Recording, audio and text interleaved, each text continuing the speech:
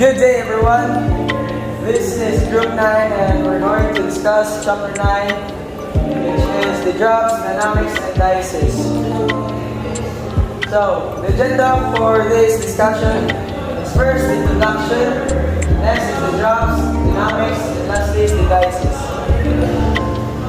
Douglas Certain states that the art of simplicity is a puzzle of complexity. Introduction. Case studies is a gene that goes to tell that mathematical complexity and chaos results in simple patterns, and it is well worth understanding mathematical complexity.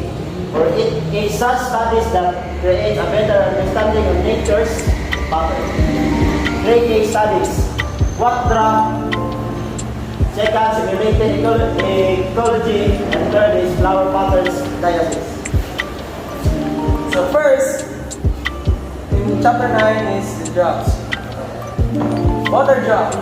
Observe a water dripping from a tap, but do not focus on the timing of the successive drops, but instead, we look at what shape the drop takes as it detaches from the end of the tap. So the common misconception is that the shape of the water takes is the common teardrop, but it is not actually true. So next, partner. Drops observation. First phase. The formation of the detached drop begins with a bulging. Droplet hanging from a surface, the end of the top, it develops. A waist which narrows, and the lower part of the droplet appears to be leading toward the classic teardrop shape. So, for the second phase, but instead of pinching off to form a short, sharp tail, the waist lengthens into a long, thin cylindrical thread with an almost spherical jump hanging from its end.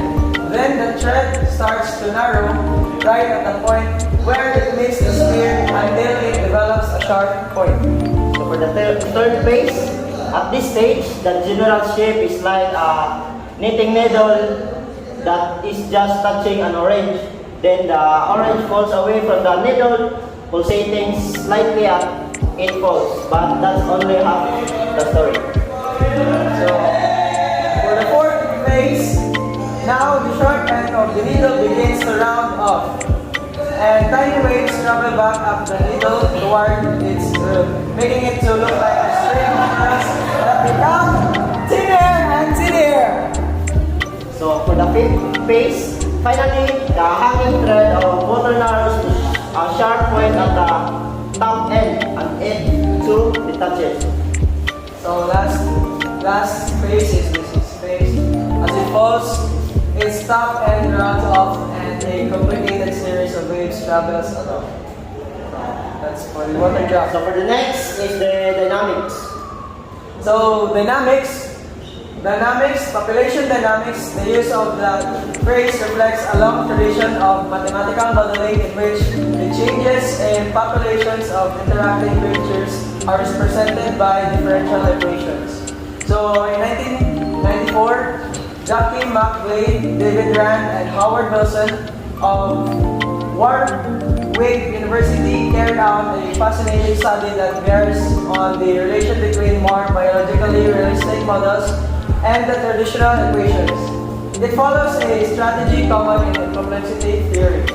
Set up a computer simulation in which large numbers of agents interact according to biologically plausible, though much simplified rules, and try to extract large-scale patterns from the results of the simulation. So dynamics.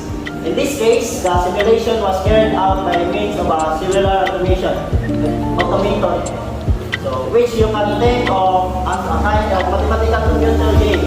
McLeod, Rand, and Wilson lacking my bias in favor of pigs, consider the more traditional foxes and rabbits. The computer screen is divided into a grid of squares, and each square is assigned a color, say, red for a fox, gray for a rabbit, green for grass, black for bear rat.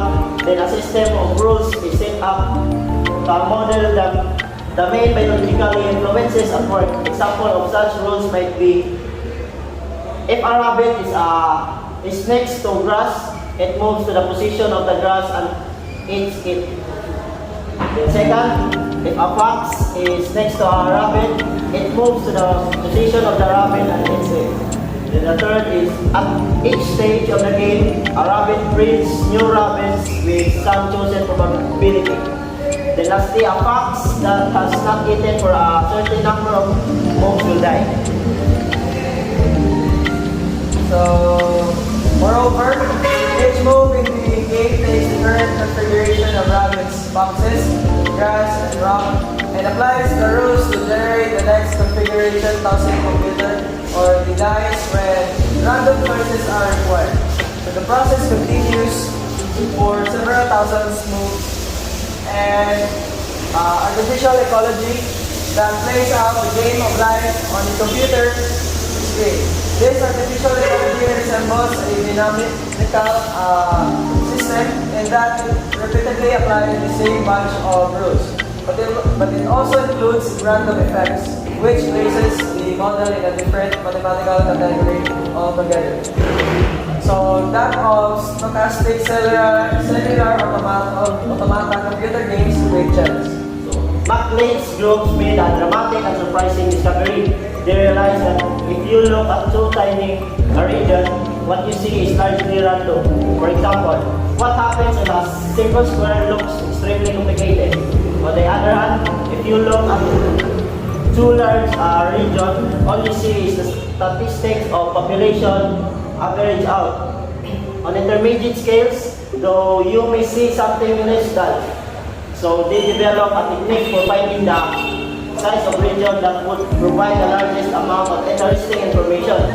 They then observed a region of that size and recorded the changing rabbit population using methods developed in chaos theory. They asked whether that series of numbers was deterministic or random. And if deterministic, what is a tractor look like?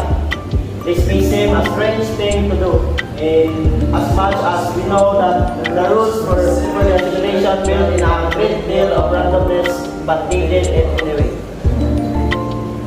So for the Daisies, next slide please. So for the Daisies, the numbers that arise in plants, not just for petals, but for all sorts of other features displaying mathematical regularities, they form the beginning of the so-called Fibonacci series, in which each number is the sum of the two that precede it. This is the Fibonacci sequence. Next slide. So for the Daisies, Leonardo Fibonacci in about 1200 invented this series in a problem about the growth of a population of rabbits. It was a realistic model of rabbit population dynamics as the game of life model I just discussed, but it was a very interesting piece of mathematics. Nevertheless, because it was the first model of its kind, and because mathematicians find Fibonacci numbers fascinating and beautiful in their own right. The key question for this chapter is this. Genetics can choose to give a flower any number of petals it likes, or a pine cone any number of scales that it likes. Why do we observe such a preponderance of Fibonacci numbers?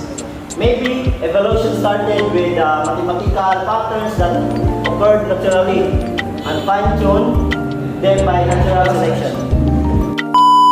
Moreover, French mathematical physicists Stéphane Daudy and M. Skelden, they devised a theory of the dynamics of plant growth and used computer models and laboratory experiments to show that it accounts for the Fibonacci pattern. What we find is the successive primordia are spaced rather sparsely along a tightly wound spiral called the generative spiral. The human eye picks up the Fibonacci spirals because they are formed from primordia that appear near each other in space. But it is the sequence in time that really matters. So, in addition, the essential quantitative feature is the angle between successive primordia. Imagine drawing lines from the centers of successive primordia to the center of the apex and measuring the angle between them. Successive angles are pretty much equal. Their common value is called the divergence angle. In other words, the primordia are equally spaced in angular sense along the generative spiral. Moreover, the divergence angle is usually very close to 137.5 degrees, a fact first emphasized in 1837 by crystallographer Auguste Brapias and his brother Louis to see why that number is significant linked to consecutive numbers in Fibonacci series. For example, 34 and 35. Now from the corresponding fractions 34 or 35 and multiply by 360 degrees to get 222.5 degrees.